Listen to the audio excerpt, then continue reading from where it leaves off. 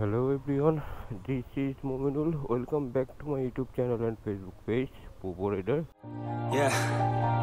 Everybody knows that I'm breaking down. Everybody knows I ain't faking now. Everybody knows my heart's faking now.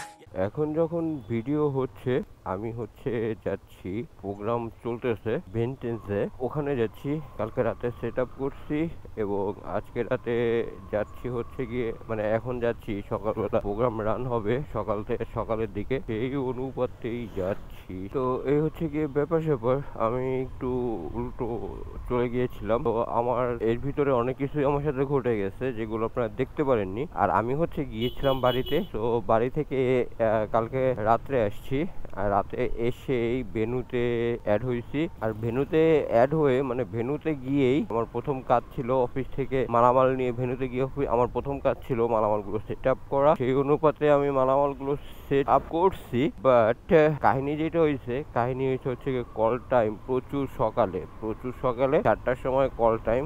আর সাধারণত এরকম সময় আমি ঘুম থেকে উঠতে পারি না বললেই চলে। তারপরেও কিছু করার নাই, কাজের সুবাদে আমার যাওয়া লাগতেছে এবং করা লাগবে। এটাই জীবন যুদ্ধ। এখন যে ভোর, এখন অনেকেই আছে যারা এসি ছাইরা ফুল একেবারে রুমটাকে ঠান্ডা করে দেন। অনেকেই আছে যারা ঘুমাচ্ছে, আবার অনেকে আছে যারা রাস্তায় ঘুমাচ্ছে, আবার অনেকে আছে আমার মতন যারা কাজে ছুটতেছে, আবার অনেকে আছে যারা স্বাস্থ্য সচেতন, তারা আবার একটু জিম টিম আবিজাবি করতে যাচ্ছে। তো এই জীবন, যার যেরকম সামর্থ্য সে সেরকম ভাবেই জীবনের মজা লুটতেছে। তা আমার যেরকম সামর্থ্য আমিও আমার মতন জীবনের মজা লুটতেছি। কিন্তু কিছুদিন ধরে আমি একটা ঝামেলায় ভুগতেছি। ঝামেলাটা গিয়ে আমার বাইকটা কিরকম যেন জ্যাম মনে হচ্ছে দাঁড়িয়ে যাচ্ছে এরকম একটা ভাইব দিচ্ছে বাইকটা। কেন দিচ্ছে, কি কারণে দিচ্ছে, কাহিনীটা কি, কিছুই বুঝতে পারতেছি না, কিন্তু দিচ্ছে সে।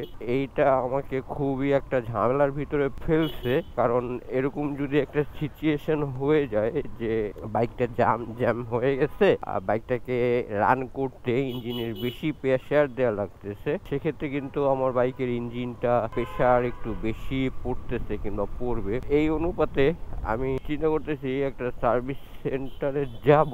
সামনের সপ্তাহে আবার আমার বাড়ি যাওয়া লাগবে। তো কিছু করার নাই, আমি ওভাবেই বাড়ি চলে যাব।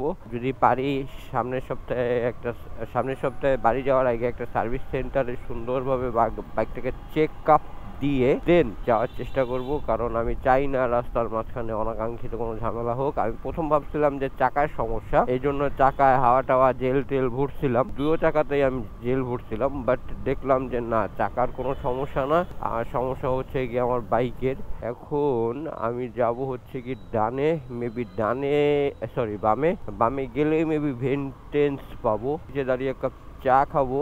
কল টাইম 8টার আগে পৌঁছে যাওয়ার চেষ্টা করব। তো আগে ভেন্টেন্সের প্রোগ্রামটা শেষ করি, দেন রাত্রে মেবি মালপত্র নিয়ে আমার অফিসে যাওয়া লাগবে। তো অফিসে যাওয়ার ফুটেজ আবার অফিসে যাওয়ার সময় আবার সেগুলো দেখতে পারবেন যে আমি অফিসে যাচ্ছি কয়টার দিকে এবং কিভাবে যাচ্ছি। এখনকার পর্যন্ত সমাচার এই পর্যন্তই থাকুক। তো কাহিনী যেটা হয়েছে, সকালবেলা ঢুকছি ভেন্টেন্সে, এখন বের হলাম মাত্র প্রোগ্রাম শেষ করে। আর এখন আমি যাব একটু শ্যামলীর দিকে, কারণ শ্যামলীতে ছোট্টখাটো একটা কাজ আছে। আর আজকে আপনাদেরকে রাতের ঢাকা দেখাবো। রাতের ঢাকা দেখতে কেমন এবং চলতে কেমন সেটা দেখাবো। আশা করি আপনাদের কাছে ভালো লাগবে ইনশাল্লাহ। রাস্তায় তো জ্যাম পড়ে গেল।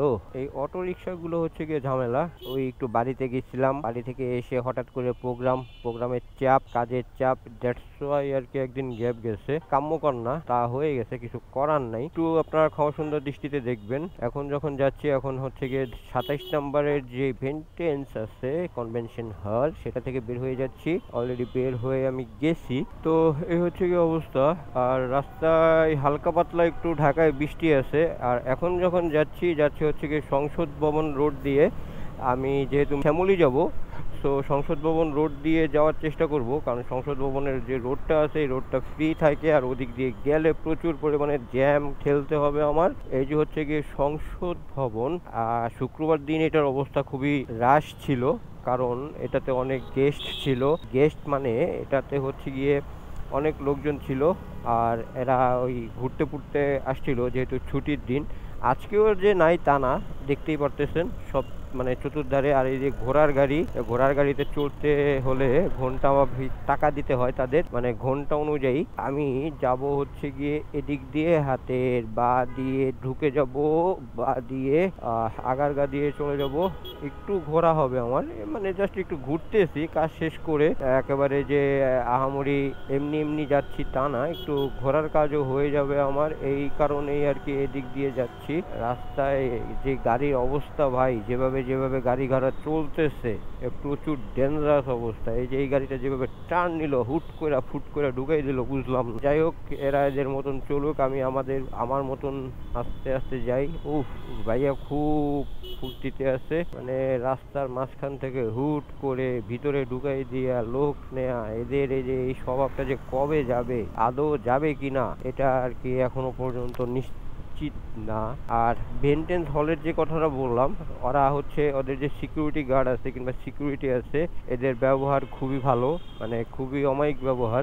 আমি বাইক পার্কিং করছি এক জায়গায়, আমার বাইক আমি তালা মারা গেছি, সে অবস্থায় দেখি আমার বাইক আর এক জায়গায়। তো এটা অবশ্যই এই যে সিকিউরিটি গার্ড যারা আছে তাদের কীর্তি, এরা ছাড়া গাড়ি কিংবা বাইক এগুলো কেউ ধরবে না, আমি জানি। কিন্তু ওই কাজটা তারা খুবই ভালো করছে। আমার গাড়ি পার্কিং এও সিকিউর না, এটা তারা বুঝেই দিছে যে আপনার গাড়ি পার্কিং লটেও সিকিউর না। এইভাবে আমি অবশ্যই এটার বিরোধিতা জানাই, কারণ একটা বাইক যখন রাস্তায় চলে তখন সেটা, কিংবা রাস্তায় যদি পার্কিং করতাম তাহলে সেটা আর এক কথা, কিন্তু আমি পার্কিং করার পরেও যদি বাইকের এক জায়গা থেকে আর এক জায়গায় চলে যায়, তাহলে জিনিসটা কতটুকু নিরাপত্তা প্রদান করে সিকিউরিটি গার্ডরা, এটা আর কি আমার কথা। আর তারাই বা কতটুকু সিকিউর থাকে। এখন যখন যাচ্ছি হচ্ছে চিনমৈত্রী সম্মেলনের পাশ দিয়ে, সামনে আগারগা বাস স্টপ। শ্যামলী গিয়ে বেশি বড় ভিডিও করব না, যেহেতু সকালবেলা একটা ফুটেজ আছে, এটাকে অ্যাড করব আজকের অ্যাক্টিভিটিসের ভিতরেই। একদিন গ্যাপ যাওয়ার কারণে, আমি আবারও বলতেছি, বারে বলতেছি, একদিন গ্যাপ যাওয়ার কারণে আমি অত্যন্ত দুঃখিত। এই জায়গাটা কিন্তু খুবই ডেঞ্জারাস, কারণ দূর থেকে গাড়ি দেখা যায় না, আর সিগন্যাল না দিয়ে অটো ঢুকাই দেয়, মানে অটো রিক্সাগুলা সিগন্যাল টিগন্যাল না দিয়ে ঢুকাই দেয়। যদি আপনার কন্ট্রোলে আপনার গাড়ি না থাকে তাহলে কিন্তু বিপদ। তো আমি আগারগার যে রোডটা আছে সেই রোডটা গিয়ে বিদায় নেব, কারণ ওই রোডটা এখন দেখতে ভালোই লাগবে রাত্রিবেলা। আর রাত্রেবেলা এই রোডটায় প্রচুর বাইকাররা আসে, আড্ডা টাড্ডা দেয়, খাবার টাবার খায়, বিনোদন টিনোদন নেয়। এই চাপনি চুপনি দিয়ে অনেক রোড আছে আরো সুন্দর যেখানে আর কি বিনোদন নেয়। তো অনেক দিন পরে আমি রাতে ভিডিও করতেছি, আর রাতের ভিডিও আপনাদেরকে কেমন লাগতেছে ঢাকা শহরের জানাবেন। খুব হেভি একটা কাজ গেছে, মানে খুব হেভি বলতে অনেক হেভি একটা কাজ গেছে। দুইজনে মিলে কাজটা করার চেষ্টা করছি, আলহামদুলিল্লাহ ভালোভাবেই গাছটা উঠাইতে পারছি। যেহেতু দুইজন, হেভি কাজ, একটু শরীরের উপরে চাপ তো গেছেই স্বাভাবিক, আর চাপ যাবে এটাও স্বাভাবিক।